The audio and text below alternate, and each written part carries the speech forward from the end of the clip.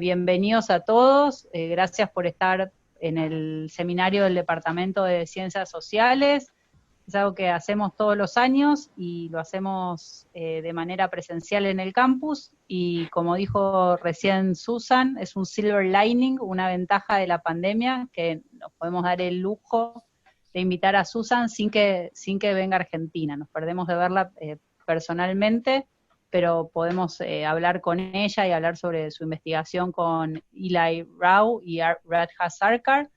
Le voy a pasar la palabra a Marcelo, que la conoce a Susan y la va a presentar.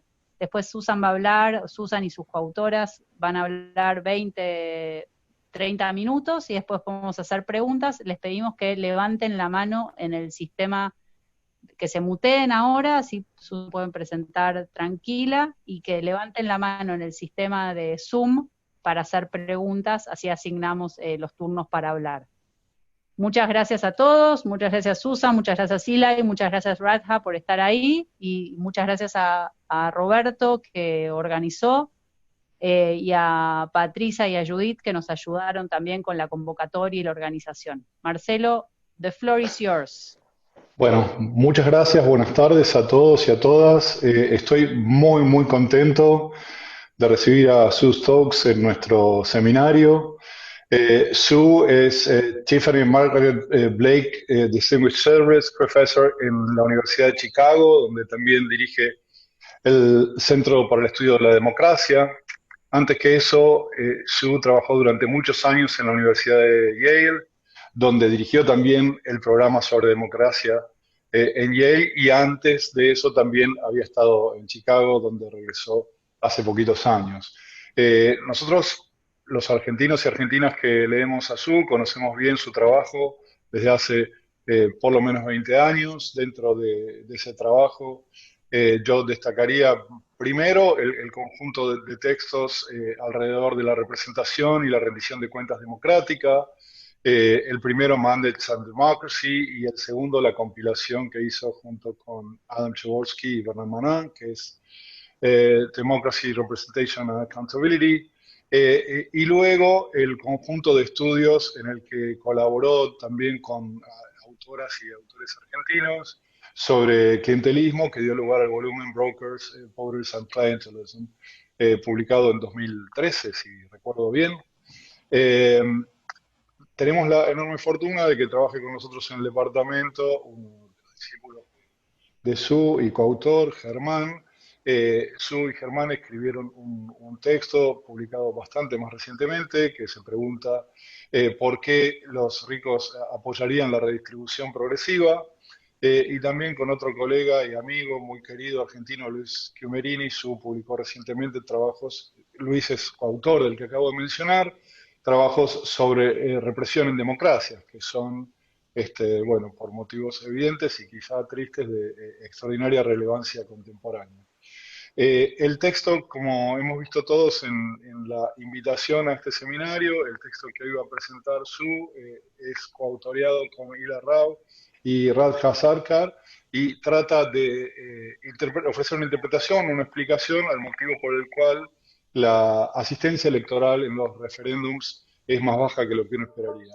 Sue, es una enorme alegría tenerte con nosotros, agradecemos mucho tu muy generosa y rápida aceptación, y te escuchamos con mucha atención. Muchas gracias, Marcelo, y gracias a Roberto, Germán, qué gusto verte, y gracias a todos. We agreed with my co-authors in advance that we would do the presentation in English, so apologies for my laziness. Basically, it's good for me to practice my Spanish, but when there are technical terms, it takes a long time to figure out what they would be. So I'm happy to take questions in Spanish, whatever you're more comfortable with. So this is a project that I've been working on for a few years. I used to teach at Yale, as Marcelo mentioned, and I moved a couple of years ago back to the University of Chicago. And I'm selfishly hanging on to several excellent, outstanding Yale graduate students as co-authors. couldn't give them up. And so, so two of them are co-authors on the paper, as you can see. Shahana Sheikh is also, I think she may be out there. She's another Yale grad student who's been very involved in this project. So this is a new project, or newish project for me and for us. It's the sort of the book that I'm writing, and the papers that we're collaborating on have different sort of aspects. Some of them have to do with sort of elite strategy vis-a-vis instances of direct democracy and representative systems, and others have to do with mass behavior, voting behavior. As you can see in this paper, we think the two things aren't entirely delinked. We think that party strategy and mass behavior are as usual, somewhat linked as well. So I'll start with an observation that, when we talk about democracy, we mean indirect democracy, we mean representative democracy. That's what prevails in the world today. So it might be tempting to say, well, the world of democracy is representative systems, but it's also interesting to observe that the vast majority of representative democracies on planet Earth do maintain some mechanisms of direct democracy. So referendums, plebiscites, recalls, citizen initiatives, and other kind of instances or mechanisms of that kind. So I think it's fair to say that what we have is representative systems in which we try to incorporate some aspect of direct democracy. That's something these direct mechanisms often kind of evoke a kind of, especially among political theorists, they evoke a kind of cariño, I'd almost want to say, sort of they're seen as good things, as positive things, as bringing the people back in representative systems. But in 2016, there were a couple of referendums around the world that seemed to a lot of outside observers to have gone very badly and to have been sort of bad ideas, maybe from the outset. One of them was Brexit, which happened in June of 2016, and a second one, October of that year, was the vote to not to support the peace accords between the government and the FARC in Colombia. And at that point, there started to, there was always controversy around these direct mechanisms, but they began to be seen in somewhat more negative light. So I apologize. I usually use a presenter view function, and I can't do that while I share my screen. So I'm looking at notes. So I hope I won't be too distracting in that way. So we want to know something about how justified these more direct mechanisms are, and that's sort of the big set of questions. Do they help democracy? Do they hurt it? I guess sort of consistently in my career, I've felt that, these normative questions are really important, and yet they're hard to tackle unless we have a good sort of set of causal explanations or, empirical explanations of how these things work. So let me just say that we're obviously building on amazing scholarship that's already out there on referendums. David Altman, I'm sure many of you know his work, Lawrence Leduc. There's actually an excellent book that's coming out pretty soon on Latin American referendums, edited by Fernando Tuesta and Janina Velp. Alicia Licidini has done great work for that volume on Uruguay, and she's been super helpful to us as well. When it comes to sort of mass behavior, the key question, and I'm sure you've seen this if you had a chance to take a look at the paper, one of the key questions has to do with turnout, and it has to do with turnout being low. We're not the first people to observe that turnout is low, although I think thanks to my collaborators, we've done a better social science job at kind of showing that's true. And you can intuit that if turnout there's certain kinds of explanations for low turnout that would tend to tell us that this isn't such a great idea.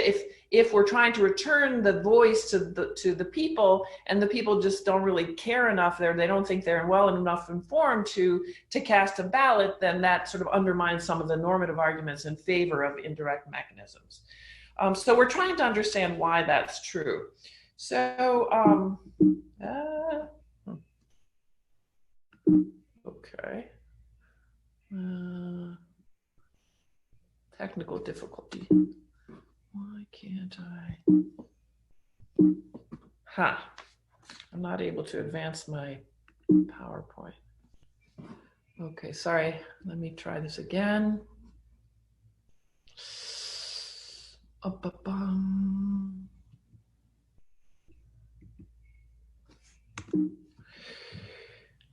I wonder why that's not. Maybe I need to be on the same screen. Hold on, sorry.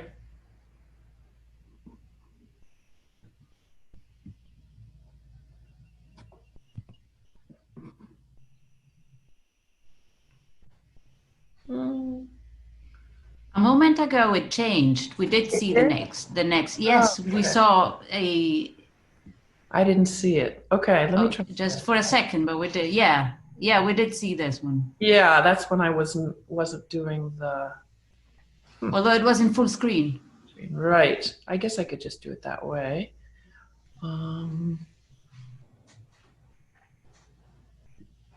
Okay, we'll try one more time. There we go. Great. Thank you. So this is an illustration of turnout in referendums compared to candidate elections. And all of the observations in red are ones in which turnout was lower in the referendum than in the candidate election, and the ones in blue are ones in which it was higher. So 86% of cases turnout was lower, and this is comparing a referendum with a candidate election that came just after the referendum. So it's not always the case, but it is quite often the case that turnout is quite low. And these differences are not trivial in magnitude. The average decline in turnout was more than 20%, 21.4%. So one of the explanations that is hinted at in the literature is that referendums are low salience events, low salience elections, and so voters are just not very interested in them, and so they don't turn out. Of course, everything I'm saying has to do with voluntary voting systems. In compulsory voting systems, all bets are off.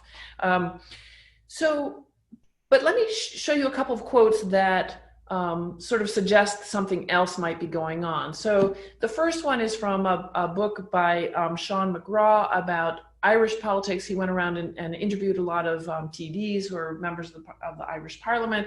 He said over 80 of the TDs admitted that they campaigned less during referenda than general elections. The second quote is from our field research in Colombia. I think it's a politician, a high-level politician from Cambio Radical, who said, when you carry out a campaign for yourself or for your party, you invest time, effort, resources. In a plebiscite, you don't see personal benefit. So one of the things that's sort of suggested by these, especially I think the second quote, is that the interest in that, the salience of referendums may be, at least in part, endogenous to the effort that parties make to turn out the vote. So the key question that we address is why is turnout in referendums relatively anemic? And if you've taken a look at the paper, you see that we come at this from a bunch of different kind of methodological approaches. We have a formal model which produces results which we then test with an original cross-national data set. And then we also try to go deeper into the kind of explanation that we offer and the kind of mechanisms by carrying out field work and using sort of more qualitative research in one case, which is Colombia. Okay, so I'm going to talk for a moment about the formal model. I won't go into great detail, but just want to sort of mention some of the outlines of it. There are sort of two parts of it. One of them is we explore the kind of the decision calculus of a local actor, could be a candidate for local office, so for a mayorship or something, or could be somebody who is a broker or party worker who works for local candidates. And we analyze with several parameters in mind, just the decision calculus about how much to invest in how much that person will invest effort in getting out the vote in candidate elections compared to referendums. Then there's a second part of the model in which we look at the formal section of the paper in which we model mobilization as a game between two actors, the same kind of local candidate or local actor, and then the national, a national party or national party leader. Okay, it doesn't want to advance anymore. So I will give up with this and just share the I won't do the show. You'll just have to see the slides going one by one. Should be okay. No, didn't like that.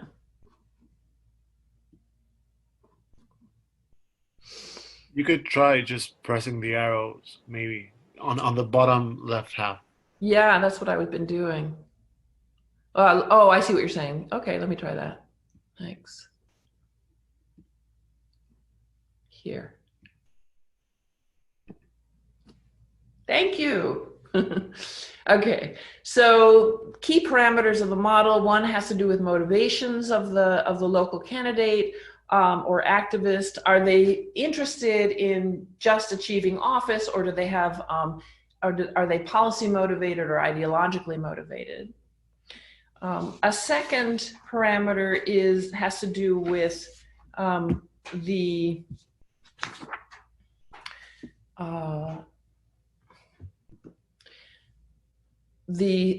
sensitivity of the outcome to local effort. So if a local candidate works really hard, how much effect or at whatever level they work, how much effect will that have on the outcome at the national level, or the outcome of the election in question, I should say. Then a third key parameter, and this goes to the sort of the part of the model where we're looking at the interaction between the party and the local actor. How strong is the party? Can the party use nominations? Can it use access to the kind of brand of the political party to allocate candidacies, and can it reward and punish local actors conditional on their level of effort? So let me then turn to some sort of key, just a mix of sort of assumptions and results of the model. One is that one that helps motivate the model is that local candidates or brokers will have less of an effect on the outcome on a national referendum than they will on their own election or the election of the local boss. A second is that even if the local actor, part of that is that even if the local actor exerts enormous effort in a referendum, her efforts will have a small effect on the outcome. Another observation is that local actors will tend to be less highly motivated to work in the referendum unless they happen to be very policy oriented. So this is a sort of a basic difference between the kinds of elections. Candidate elections, particularly in some kinds of systems, have a lot to do with winning office and getting access to the spoils of office, where referendums tend to have to do with policy reforms or sometimes with institutional reforms. And so if you are a local actor who cares a lot about office and very little about policy, or if you're from a sort of clientelistic party, a non-programmatic political party, you're going to be less motivated to get out the vote in a referendum, because it's sort of not what you usually do. It's not sort of the bread and butter of electoral mobilization that you're accustomed to. And in addition to the questions of motivation, there's also a question of capacity. How capable will these local actors be? Again, especially in non-programmatic sort of clientelistic systems, how easily can they repurpose their skill set to get out the vote for a referendum, when what they're accustomed to is much more of a kind of transactional approach to politics.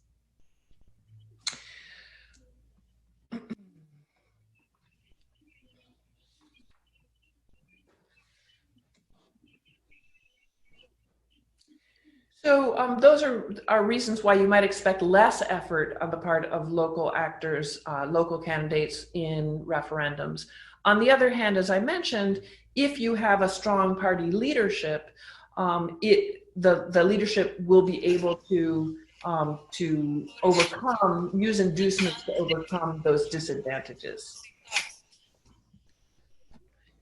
Okay. So, so the model gives us some results. It also involves assumptions that we're able to test, but it gives us results that we test with cross-national data. We have we're in the process of constructing a comparative referendums data set, an original data set with 295 referendums worldwide. The set that we end up using in our analyses is somewhat smaller than that for various reasons. But that is an important tool. We also are interested in testing the impact of the level of clientelism or programmatic politics, programmatic style of politics of political parties in the level of turnout. So remember that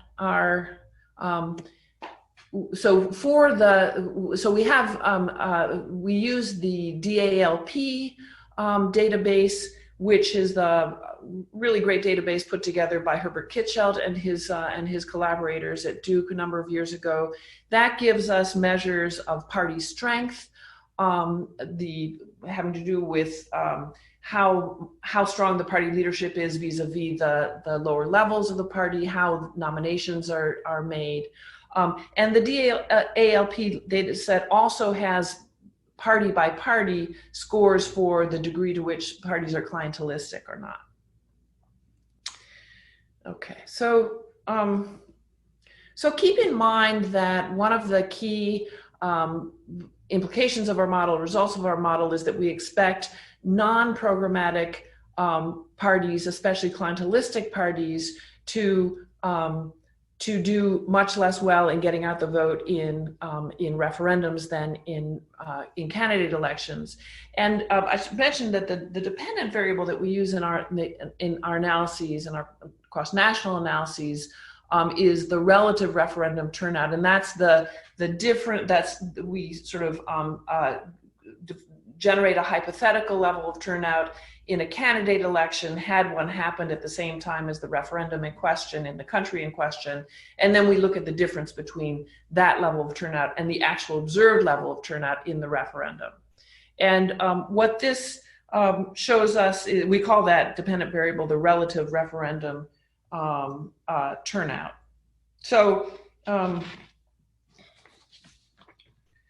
So here what we see, so our data very much supports that prediction. We find a strongly depressing effect of clientelism on referendum turnout compared to what we would expect in simultaneous candidate elections. So keep in mind, this isn't just that clientelistic parties aren't good at turning out the vote. It means that they're relatively a lot better at turning out the vote in candidate elections than they are in referendums. So, this figure illustrates that effect quite clearly. In context with the most clientelistic parties, the predicted turnout deficit is 37 percentage points, 37 points. So it's a very big deficit, big drop. In contexts in which the ruling parties are almost entirely programmatic, the deficit is a mere 10%. So there's still a drop in turnout in referendums, but much smaller when you have programmatic parties. So now recall our model's prediction that lackluster mobilization by local candidates and other local actors in non-programmatic parties could be effectively countered or sort of overcome in situations with a strong party leadership. So the idea here is that the party leadership has deliberately called the referendum, and I should have said earlier that we're looking at cases in which the government calls the referendum. These aren't citizen initiatives. And when that political party is strong vis-a-vis the lower levels of the party, our expectation is that the deficit in turnout in the referendum will be countervailed. So here is another illustration that gives us the turnout difference as a function of clientelism and party strength. So the gray line is when party strength is low, and you can see there's a very dramatic effect of clientelism on turnout. And then the black line is when party strength is high, and there you can see that the effect is almost washed away. That the turnout level is almost not lower in clientelistic systems in which the national party is strong. So I'm going to end by talking about our field research, and we did a field research in Colombia, and it's a great context to explore the theory that we're developing here. It's a country that's had recent, very high profile, several referendums or plebiscites. And it's also obviously a country that has candidate elections. And it's a country in which you see a lot of variation in the types of parties, both in terms of the strength of the national party, but especially in terms of the clientelistic character or programmatic character of the parties. So in the 2016 referendum on the peace accords, that was an effort by the government of Juan Manuel Santos to get explicit popular support for peace accords that his government had signed with the FARC. And this was a referendum that didn't have to happen legally. In fact, you may recall that after the yes side lost, after the no side prevailed in that referendum, they made some changes to the peace accords and then went to Congress and got them passed by Congress, which Santos could have done from the beginning. The parties on the yes side in that campaign, that referendum campaign, were for the most part clientelistic. So there was Santos's party, the La U, the liberal parties and the conservative parties, sort of traditional, very clientelistic parties in Colombia. There were some leftist parties that were in favor of the yes, that didn't work so closely with the rest of the yes campaign. And those parties obviously are more ideological and programmatic. Now the party, I should say, on the no side is Álvaro Uribe Centro Democrático. The CD has some clientelistic aspects. It obviously is, sort of it revolves around a very powerful individual personality in the form of Uribe, but it's also by comparison, a much more programmatic and an ideological party in the Colombian context. So it is very much a law and order party vis-a-vis a sort of mano dura, vis-a-vis the kind of the conflict, and it's also a very much on economic policy, very strongly pro-business party. So in advance of the referendum, well, they called it a plebiscite for reasons I can go into, and I won't go into them now. Santos and his allies in the Congress knew that turnout could be a problem, and they actually made a bunch of changes, legal changes that reduced the sort of the bar for turnout, so that turnout could be relatively low, and if the yes votes outnumbered the no votes, it would still pass. So they were very aware of this problem. But nevertheless, what happened, as I'm sure you remember, was in the end was that turnout was high enough, but the no side got more votes than the yes side, and so the plebiscite failed. So we use a combination of public opinion surveys and interview material from our field work to make the case that the theory that we've been developing is really well illustrated in the Colombian example. So let me just remind you about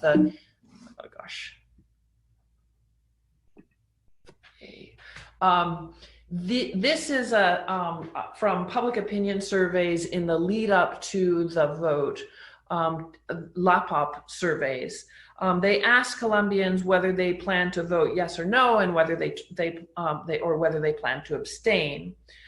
So we estimate time trends in these responses using the date of the interview for each respondent to predict their likelihood of turning out for the yes or the no side. At the beginning of the campaigns in early August, about 40% of respondents intended to vote yes, and about 15 to 20% intended to vote no. The remaining 40 to 45% indicated that they would abstain. By the time the referendum approached in early October, only 25% said they would abstain. So the effect of the campaign in these data was to shift people from the abstain side from being abstainers to the no side, which is, we don't think that this reflects the percentage of people who actually turned out to vote. Obviously, it doesn't, but it is consistent with a kind of a sense in which the yes side was sort of burdened by the clientelistic style of politics and was much less effective in getting out the vote than the yes side and the Centro Democrático. So I think there's a sort of very proud of the qualitative parts of this paper that give, I think, some real richness and depth to these sort of internal incentive problems that I've been talking about. But here's just to give you one. This is from somebody from Cambio Radical, who's talking about who was a member of the Yes Coalition, or the party was. He says, when you carry out a campaign for yourself, so this is, I quoted a little bit of this earlier, you invest time, effort, resources, whatever you need. In a plebiscite, you don't see your personal benefit. So there's much more apathy, and it's very difficult to get people to work together. Another quote reflecting some of these same problems: the peace deal was a wish shared by many Colombians, but it was not going to be realized through the parties. That is to say, it was outside the traditional mobilization mechanisms of parties. It would probably not have been possible for political parties without concrete electoral incentives. And I should add, it was not possible for the parties that were on the yes side. The no parties were quite effective in getting out the vote. So just to summarize, scholars have noticed that turnout is relatively low in referendums, but haven't fully explained that fact. We argue that internal obstacles within political parties, as much as low salience of these elections, is an important part of the explanation. Referendums don't offer spoils of office as candidate elections do. Local actors who are office motivated will have less strong incentives to invest in getting out the vote in referendums. And when they do, their efforts may not pay off as richly. They may not have the right skill set for getting voters to turn out when what they're offering is the incentive of a change of public policy or political institutions, not sort of the kind of transactional benefits that people are sometimes accustomed to. Party leaders can overcome this disadvantage when they can discipline low-level operatives, and we found confirmation in general for this account in our cross-national data explorations, as well as in our data and interviews in Colombia. So I'm happy to take your questions, and I'm actually going to get out of here. And gracias a todos. Thank you very much, Susan. That was fascinating and a little worrying too regarding the future of referenda. I please ask that anybody who wants to ask a question raise their hands, and then we'll assign turns. Susan dijo que pueden preguntar en castellano o en inglés, así que si alguien quiere preguntar en castellano se puede. Bueno, Pedro Krause. Hi, I have a question that's it's kind of basic to understand. I think the whole paper, but it's also something that I pieced together all the parts, but I need these two definitions to make it make sense. I didn't understand the difference between a programmatic party and a clientelistic party, I think. And also, I did not understand how having power over your lower officials guarantees a higher turnout for referendum. Great, sure, thank you. So what we mean by clientelistic parties are parties that use kind of individualized benefits of a kind of concrete material kind to get people to turn out and also to vote for them. So, could be benefits that go at election time, the cash or mattresses or whatever it is that that parties give out, sort of in exchange for political support. Also, kind of what we would call patronage, so offers of public employment in exchange for political support. Parties that for which that's the sort of the key modus operandi. Those are what we're referring to as clientelistic parties. Whereas programmatic parties are parties that generate, kind of mobilize political support by saying what kind of public policies they'll carry out, what they intend to do, maybe what their values are, what their ideological vision is. So that's that distinction. And so when you have a clientelistic party in a very office-oriented local actor, the idea is that the national party might be able to say, okay, if you don't turn out enough people, if we lose the referendum, and it looks like you kind of took a little vacation during the campaign, we may let somebody else run for office next time around. That's the basic idea. Great, got it. Then I see how it ties into, like, if you're office oriented, you won't invest that much money, like getting people, or like strategies, like you said, mattresses, cash, whatever, because you do not mind losing that, because it's not an office that is at stake. Right. Thank you, Pedro. Germán has a question. Hi, Sue. Okay, I have many questions, but I'll just ask maybe two, and then if there's time, I'll ask a few more. So one thing or let me start by saying that one problem that I have with the paper is that I see that there are a lot of things that are heavily correlated with each other, and I think the paper does a great job in trying to separate them. But then, in the empirics, it falls a little short. So let me start with. So one is, I think you make a compelling argument that members of clientelistic parties will be less motivated in referendums. But you also claim that their skills will be less valuable during a referenda, and. I think those two things are different, and I completely agree with the first one. But the second one, I don't know. It reminds me a little bit of the story between turnout buying and vote buying. Mm. So, these guys might not be very good at persuading people, but they're very good at taking people to the polls. And in a context in which turnout is somewhat is expected to be low, clientelistic parties may actually have an advantage over other parties in terms of this is what they do. They mobilize people, and I think in part this could be solved by I don't if we think that the main thing that clientelistic parties do is buy votes or buy turnout by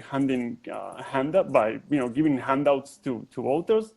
In that sense, I think they should definitely have an advantage because they mobilize people that typically don't care about the issues. So they just go to the polls because they receive something in return. And so in that sense, I think I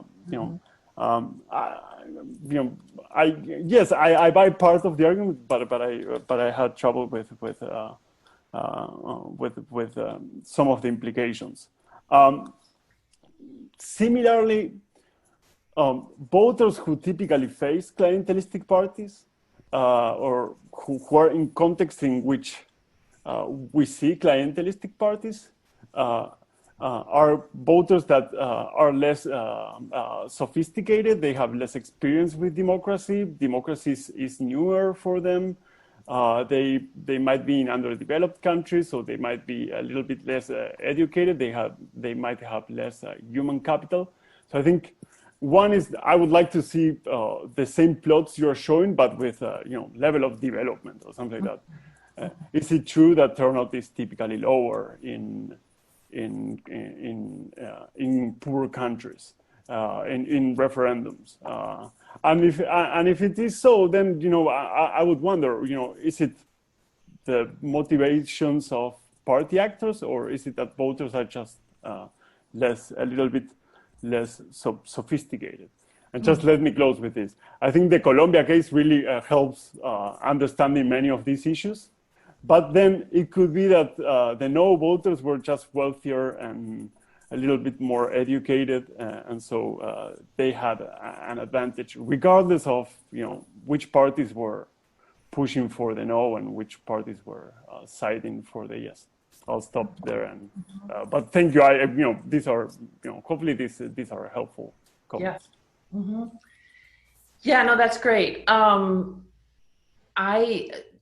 I feel like Germán and I could get into a long conversation, and I'm a little worried. What time do we end altogether? Where's it? We had planned on ending at 6, but we can go over a little more. We can finish at 15:15. So okay, no, that's fine. Yeah, no, those are great comments. So we're in terms of the the cross-national statistical model, we're very aware that a lot of people will want to see controls and other kinds of, want to be sure that it's clientelism and not something else about the, about being an underdeveloped country, about being a new democracy and so on. I'm pretty confident, one of the things that's really interesting though, is that keep in mind that this is whatever it is that the parties aren't doing very well for referendums, they are doing, it's relative to how well they're doing with the candidate elections. So it's not that voters, just don't know about elections at all. It's that they're not, I think what you're saying is maybe it takes a certain kind of sophisticated voter from a wealthy country where democracy has been going on a long time to care about, some of the issues that come up in referendums. And so it has more to do with voter motivation. We can do more to explore that statistically and also with qualitative information. I've been looking at a lot of these things. I feel like I'm barely a Latin Americanist anymore. I spend a lot of time worrying about, referendums in Ireland. Ireland is a great example of a country that's been, an independent democracy for a long time and pretty highly politicized and, pretty sophisticated electorate. And you see exactly the same kind of fall off with referendums for the reasons that, at least if you believe what they tell you, the reasons are similar. It's somewhat clientelistic, and these TDs who I cited at the beginning, who McGraw cites, can't really be bothered when it comes to, trying to get people, even in really high salience, even in really compelling questions like the ones they've had recently with, abortion and blasphemy. Blasphemy was one that came up recently, and same-sex marriage. Some of them, get pretty good turnout, but you find that same kind of ennui on the part of some of the kind of local operatives. Agreed that the sort of motivations versus skills are two different things, and we can probably do more to separate those out in our analyses. I guess the starting point is to remember that mobilization effort is costly. So, it seems to be that, and this comes through in the interviews as well, when they are being asked to mobilize people for something that they don't really care as much about and they don't think people are going to be that responsive, they're pretty, they save their energy for the candidate elections. Then they get excited. I had a funny conversation with my colleague James Robinson here, who knows Colombian politics very well, and I said to him, this low turnout, and he said, oh yeah, in the plebiscite, they didn't pay, the parties didn't pay people, so why would they go vote? You know, so, which I think is more extreme than is the case, but still, I think there's something to that. But thank you, Herman, that's great.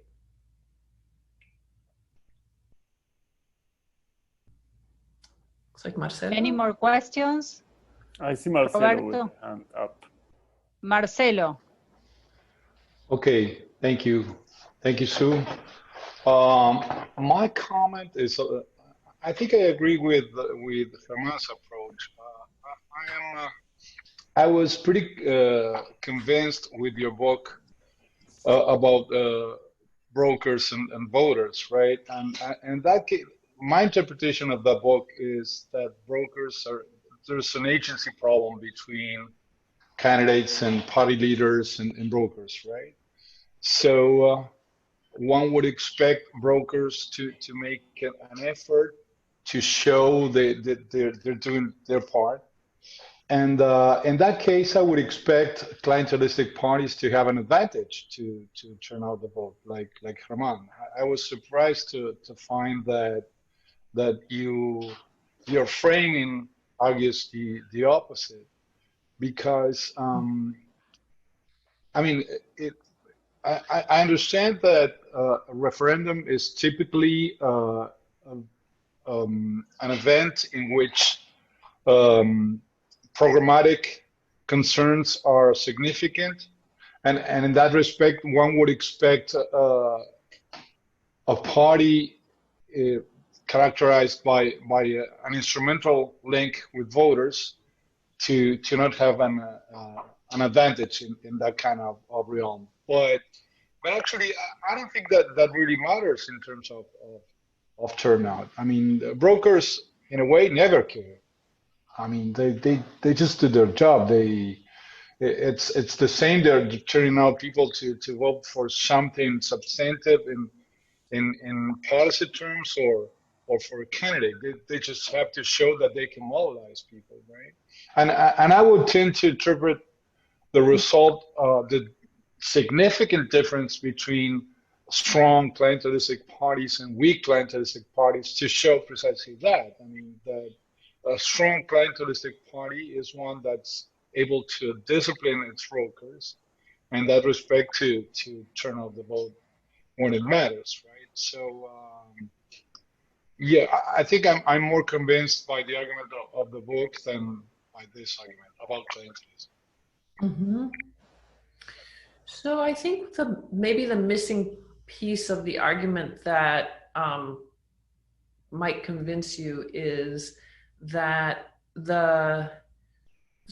when we studied clientelism and brokers, that was all candidate elections. That was getting the mayor elected or getting the party at the national level elected. And so there was a kind of flow of benefits that came down, which came to the party that might be sort of payoffs at the right before the election, or it might be offers of public employment, and a party that cares a lot, party leadership that cares a lot about a referendum going through could provide not the public employment part of it, but the sort of individualized benefits. And in that case, they would be good at getting out vote. But I think that, so if you look, for example, in Colombia, how did the Centro Democrático, which, yeah, it has a middle class professional sort of following in the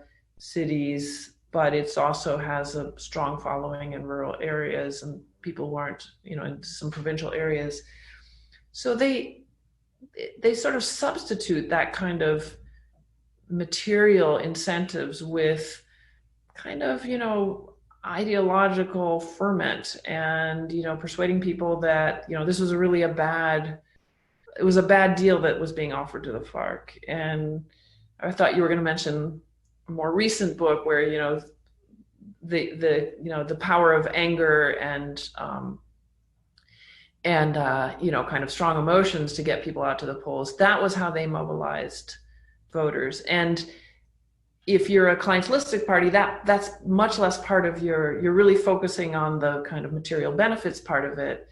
And if the material benefits just don't flow, or the offers of later employment don't make sense in the context of a referendum, then that party is not at an advantage in getting out the vote. And one of the things that's interesting is that so there's an old finding in the literature going back a long way that clientelist parties are good at getting poor people and people in rural areas to vote, to turn out. And so, like in the United States, when we introduced the Australian ballot at the end of the 19th century, turnout went down among those kinds of people. So I sort of always interpret that as, well, turnout just went down. But in fact, I think, I don't see Eli there. He's probably in the part of the screen I can't see. But Eli has been looking at this. And in fact, in general, turnout is lower in clientelist systems. So I don't know, maybe that means we were wrong about the brokers, but I think that's a consistent story. So I think that there's a sort of a kind of, a kind of material infrastructure that's made available to clientelist parties to get the vote out in candidate elections, and, offers of public appointment, all that kind of stuff. And that's just, it might be there, or it might be compensated for in referendums, but it isn't so automatic. But thank you. It's really great stuff to think about. Thanks. Thank you. Alejandro Bombecki had a question. Hey. I'm not recognizing people with their COVID hair and their COVID beards and everything. Again, you're muted, I think. I think I'm a Gallagher imitator or something like that. So I have a comment that trails with what Germán and Marcelo were saying, and a clarification question. The comment is this: if I recall correctly, one of the predictions in the models in the clientelism book was that when clientelistic parties were consistently successful, then the brokers would be strong enough and rich enough, in a way, resource rich enough, to try and make independent decisions at any type of election, right? Whether they will be supporting what the national party leadership is trying to do, or whether they will go their own way because they have different objectives, right? So I was wondering if this is still the case in the data that you were working with in this paper, and if so, if that would have some sort of effect that may go against the party strength variable, right? Because you can still have a strong party leadership in a clientelistic party, but if the clientelistic party is consistently successful, then maybe, right, its brokers would still be deciding what to do at any type of election. And then I have a clarification question that concerns constitutional referenda. Mm-hmm. I think that you said in passing that patterns in this sort of referenda would be different than in the in those referendums that would not ask about the institutional organization of the polity. If this is the case, then what is going on in constitutional referendum? So I'm going to answer your second question first. I'm not sure I completely followed the first question, but I'll take a stab at that as well. So the constitutional referendums, which are quite common, is what you're saying that they may also have that local actors may care as much about them because of changes in the sort of rules of the game? Say more about what, yes? Yes, exactly. Okay. Right, yes. Yeah. So Okay, one of the things that we are able to do but haven't done yet is look at the impact of different kinds of referendums on turnout, and that's something that we will be able to do pretty soon.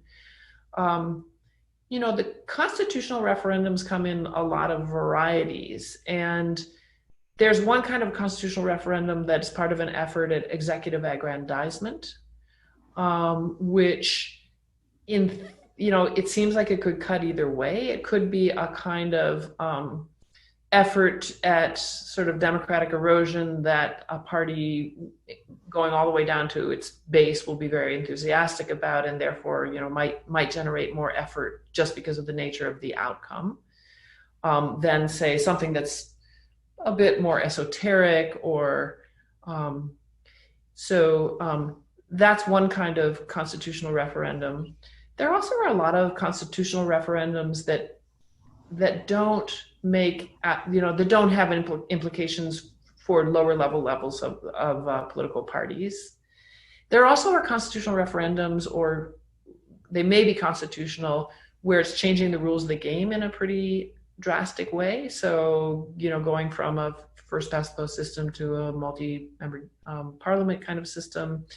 And you would expect that might be something that kind of trickles down to the base. They might care about that as well.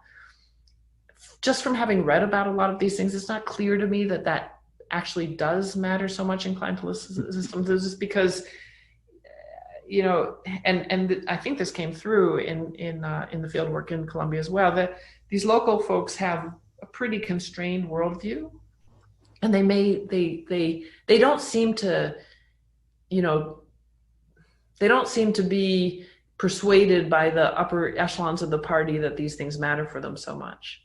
But it's a great question, and it's something that we are almost ready to look at. So, you know, what difference does it make?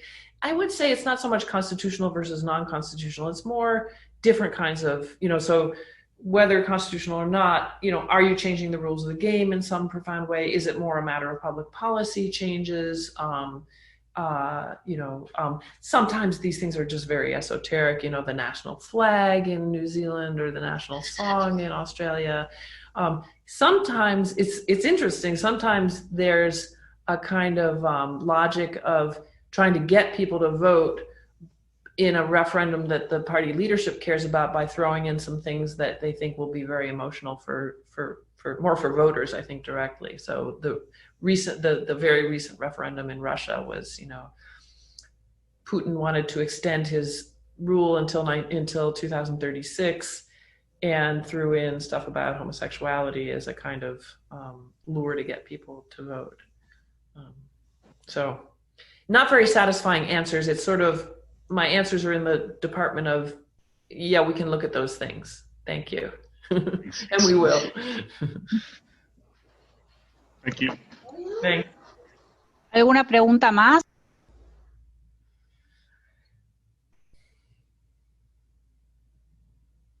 Pedro? Yeah, my question was kind of aligned with the last one. That was, I mean, regardless of if it's constitutional or not, what maybe if you deal with, like you said, Colombian parties are maybe a bit short-sighted, but I think, like, intuitively, a clientelistic party would care about referenda, in the sense that, for example, if you're talking about abortion, if under your domain, like if the leading party is the one that has that holds a referendum that I don't know, legalizes abortion, and I mean, in the long run, the voters could be angry at that. And I think intuitively, if a clientelistic party would care about every referenda, in the sense that it may condition their chances at winning in the next elections. And like we just saw, they're usually very office oriented. So I think that, like, a priori, it would seem like they would care about it. So I think it's kind of counterintuitive that they're not. Mm-hmm. Yeah. So no, that's you're right. And I don't mean to say that they never care. And it's more that they're less kind of stirred to action for most referendums than they are in candidate elections, which, you know, that's their bread and butter. That's what they do. And there are also referendums that are electoral. So sometimes they're proposed right, you know, before a candidate election. Sometimes we didn't really include these because we think the dynamics are different, but they're sometimes simultaneous with candidate elections, and it's sort of hyper mandate. It's sort of like a you know, a bigger kind of commitment or making a lot more noise about something that you might otherwise just put in your party program. Yeah, no, that I think they care. It's sort of how much do they care relative to how much they care and how much do they get, sort of, you know, do they get the kind of resources they need to get people out in those kind, you know, in relative terms. I mean, you know, turnout isn't zero. It just tends to be lower. Thank you. Germán. Okay. Hi again. So, well, I mean,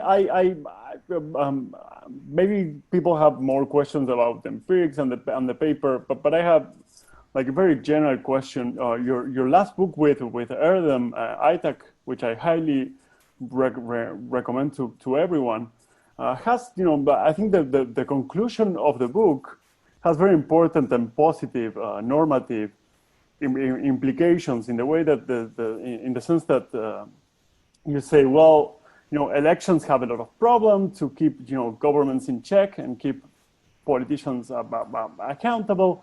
Protests also have, you know, some democratic deficits, but combined, both may actually do a good job in keeping governments in check and keeping governments responsible to voters. So I don't know if you're yet there with this project, but if you wanted to, you know, if you have some normative, you know, implications that you're thinking about in this project in terms of what does it say about democracy and the future of democracy and the importance of referendums for the democracy, I would love to hear them.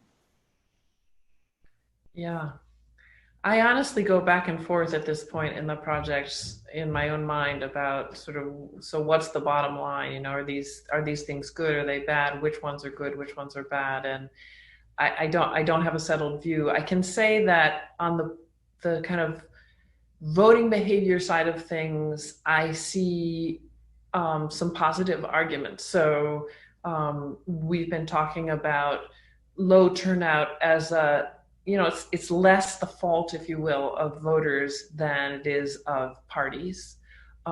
It's not so much that voters don't care, it's that they're not sort of, they're not roused to caring the way that we are often roused to care in candidate elections.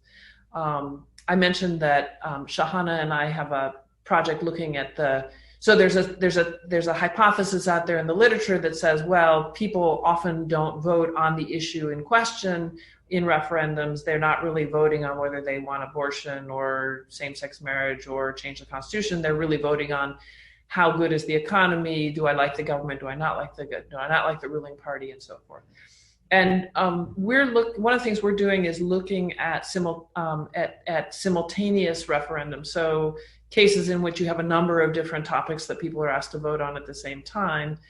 And if they're really voting automatically on the nature of the economy or the popularity of the government, then that should be held constant, and you should see a lot of, you know, kind of cookie cutter, same levels of same kind of outcome. And you don't. I mean, sometimes you see similarities, sometimes you don't, especially if you look closely and you look at simultaneous simultaneous referendums where people go to the polls and are asked to vote in a number of different referendums at the same time. And the topic is quite different.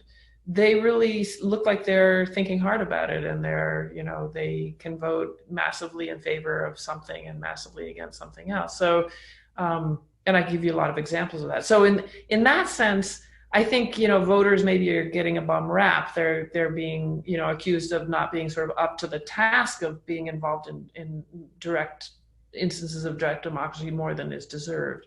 Even that is sort of a tentative statement. When it comes to parties and governments and, whether they're justified in calling these things, I really am not ready to say. What is interesting is to look at the sort of the reasons. They're sort of fairly standard set of strategic situations in which they call them. So one of them I sort of call as a force field. If you think about, my kids love Star Wars, and they, the force field sort of, you create a kind of protection. You use the voters as a kind of protection against opposition. So the good example is Colombia in 2016. So Santos didn't need to hold a referendum. He wanted to protect the parts of the agreements against what was inevitably going to be a very difficult implementation process, and he thought it would work better if he did that. Now, obviously, the downside is that if it doesn't work, then you've got the opposite problem. The force field is working in the other direction. So another little example of that was I think it was in 2005, there was a referendum in Brazil to prohibit the sale of firearms and ammunition, and that also went down to defeat. And so Jair Bolsonaro comes out and says, look, the people don't want this, they want their guns. And so it sort of flips it, the force field works the other way. So there are risks even in that kind of situation. And then there are other kinds of situations that really, do they lend themselves to sort of, does it improve democracy? So Brexit was a case in which is, again, not uncommon, where a referendum gets called because the party is so internally divided on an issue. And I call this use the voters as a referee, a sort of arbitro. So, we can't manage, we can't govern because we're so divided, so we'll let the people decide. That has all kinds of pitfalls. So for one thing, you might, it might come out the wrong way, and then you've got 3 years of complete paralysis and a really bad choice.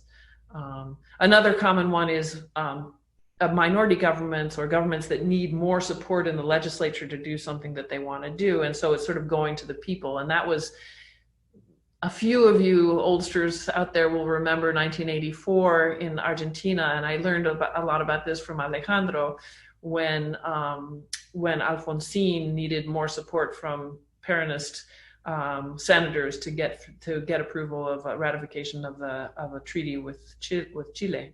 And that one worked, and that's sort of as Ana Maria Mustafi told me, that's kind of a going to the people sort of thing, which we see happening in a lot of presidential systems, including the U.S. So, some of those kind of lend themselves, some of them seem, pass a kind of democratic smell test, so others not so much. So I really, as I say, I kind of wake up at night and toss and turn about this, so, yeah. Andrea, you had a question? Yes, hello. Thank you very much. The presentation was fascinating, and unfortunately I didn't have the chance to read the paper because I was marking essays, but never mind.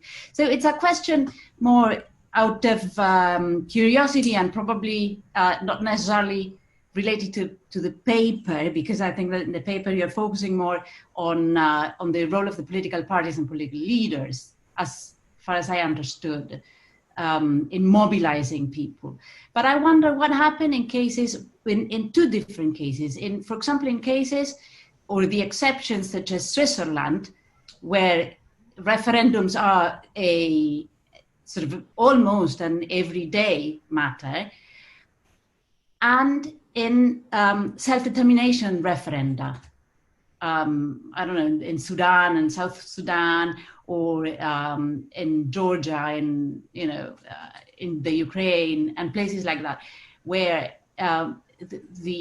but I don't know what the turnout in those are, but I expect that because of the implications of the decision, then the turnout might be high. But yes, no, you're absolutely right about that. I mean, So we don't dismiss the notion that salience is important and that there's a part of salience that's endogenous to party mobilization, but there's another part of salience that has to do with the nature of the issue.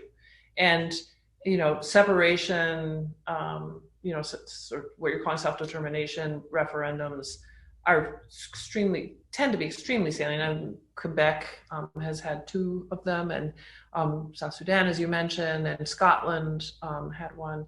And those tend to be very high turnout, as you would imagine, because they're, you know, people view them as sort of existential, and they're extremely heavily covered in the press, and parties work very hard on them. So you're absolutely right about that. Just a sort of tiny point, those actually are not in our data set because, so like the Scottish referendum wasn't our data set because we're only looking at national referendums, and that was only held in Scotland. But you're right. And is that the case for, I was thinking, because as far as I know, sometimes the Swiss small referendums have to do really with everyday matters. How do people feel that is turnout very low, or do people do vote because the mechanisms in a sense are so easy that they, you know, they just post them and they feel that it really matters whether they are able to overtake a car on the right or on the left, and, you know, and everyday things. Yeah. But perhaps they are not national either. I don't know. So it's just... some of them are, many are, and some are not, but they're usually citizen initiatives, which sort of has a different logic to it. So I haven't looked at them very closely, but I think your intuition is exactly right. So one of the, you know, there are a lot of things that are different about referendums and candidate elections. And in most systems, one of the things that's different about referendums is that they're unusual. They're also, the timing of them is not as predictable, and not as much under the control of governments. I mean, you know when the next Argentine elections are going to be, and you know, even in Westminster systems, there's a little less flexibility in when those elections can be, even though there's to some degree still chosen by the leaders. Where, you know, referendums usually can happen at any time. Often governments try to have them be simultaneous with candidate elections for the reasons that we've been talking about. They think that you'll get much more of an automatic electorate if that's the case. But that often doesn't work out. They don't control them. And one of the implications of there not being that frequent, in addition to, as you're saying, maybe voters are kind of less accustomed to just going out and voting, is that I don't think that the strategizing sometimes is as good. So the you know, leaders don't really know what's going to happen as much. And that's not that they tell themselves they don't know what's going to happen. I think they tell themselves they think they do know what's going to happen, but the fact is that they get caught short, you know, on a lot of things. So, you know, all of these things come together, for example, with Brexit, where David Cameron wanted to time the vote so that it wouldn't be too close to the national election, because he didn't want to get it involved in the national election. But it ended up happening, the negotiations with the EU, which were prior to their taking the government taking a position officially on whether to exit or not. They went on for a long time. So that meant that the period for campaigning for the Remain side was very short, because they couldn't start campaigning to remain in Europe while they were negotiating with the EU about the terms of remaining. They needed to go to the EU and say, "Oh, damn it, you know, we're only going to stay if you give us good results." Now the EU kind of either saw through that or miscalculated as well. I don't think they wanted the outcome that they got. But there's a lot that's kind of just less. I've used the phrase meat and potatoes, like silver lining. I don't know if that has the same, I don't know what you would say in Spanish, you know, sort of, this is the standard thing that parties do. And what they do is they run elections, candidate elections, and referendums, with some exceptions, like Switzerland. Actually, Italy has tons of them. Ireland has quite a few. Australia used to have a lot, but they always lose. So then the parties got scared of them, so they don't have them so often. But usually they're kind of, you know, hit or miss, you know, sort of once in a while. Thank you. And the last question from Marcelo Leiras. It's just a short comment concerning the substantive relevance of referendum for democratic theory. You mentioned a moment ago, referenda could be thought of as a sort of an insufficiency of representation or a failure of representation, exaggerating the claim, because in a way it would be acknowledging that you weren't able to sort things out among people who were entrusted to do so, right? And it's not exactly going to the people, but going to a different partition of the same people to try to solve the issue. And sometimes, like it happens with the peace accords in Colombia or Brexit in Britain, a different partition is not that different from representatives, and so the issue does not get solved once and for all. I think the example of the Beagle issue in Argentina is great, because in that case the vote was overwhelming and decisive enough. But sometimes referenda are not. So if referenda could be thought of as a representation, as a sign of the insufficiency or the failure of representation, one would expect some people not to be that interested in referenda to go well, right? And right. I think on average, I would expect referenda to have lower turnout than candidate elections, because the motivation could not be the same as the motivation for a candidate election, right? I mean, someone should be not that happy that things are decided in that way, right? It's exceptional, and it's not politics as usual. And some of the ends should be unhappy with things being decided by people from the outside, right? So I don't know. It's just a reflection. Yeah. No, it's a helpful thought. So I found John Stuart Mill a very helpful political theorist to read when thinking about this problem. And I always joke that I read John Stuart Mill because he's so trendy. I should be reading Habermas, right? But I'm reading John Stuart Mill. So why is he interesting? So he's interesting because he is, you know, in the 18th, 19th century history of political thought, when these thinkers were kind of trying to grapple with, you know, what is democracy, what is representation, they're sort of sorting themselves between a kind of delegative position and an agent position. So, you know, the debates between Mill and Burke, so Burke and you know, say Madison or something like that, where, you know, you either think that the elected representative should really be the, you know, an agent, a good, perfect agent or a close agent, express the preferences of the people, or you might, you know, like Burke, think, well, the representatives are just chosen because they're the skilled ones, and then the people should go away and let these skilled people, these skilled party leaders and so on, do their job. And Mill is so interesting because, so what you need, if you're trying to think about these problems that Germán is also trying to help me grapple with, you know, when is it justified to do this?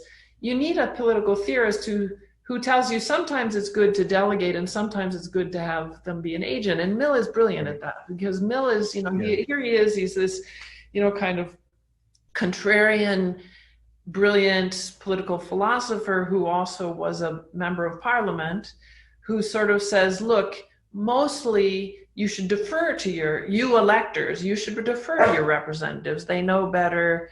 They're part of a kind of deliberative body. They'll learn about issues. You should just let them do what they're going to do. But sometimes there are some issues that are so important to voters. They're part of their lifeblood, and you can't defer to to your elected representative. Furthermore, he had a very class conflict notion of that. He sort of says, look, if you're a working class voter in Britain, there's not going to be a candidate who's a worker, and these candidates are, they're wealthy guys who have no idea what it's like to be a laborer. And so that's my dog barking.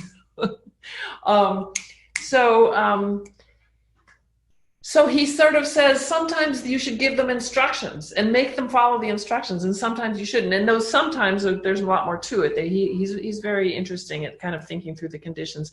So I kind of agree with you. On the other hand, so there are moments when these referendums are held, and you think, that makes sense. So sometime we have a category in our spreadsheet is too momentous. So it's just too momentous a decision to not let the people have a say. And that actually often was true with the EU accession countries. They didn't have to, and actually earlier expansions of the EU, there was nothing that in the EU or in their own constitutions that said that they had to have a referendum, but it was just too big a deal. And everybody kind of agreed, like the political class was in favor. Excuse me, one second.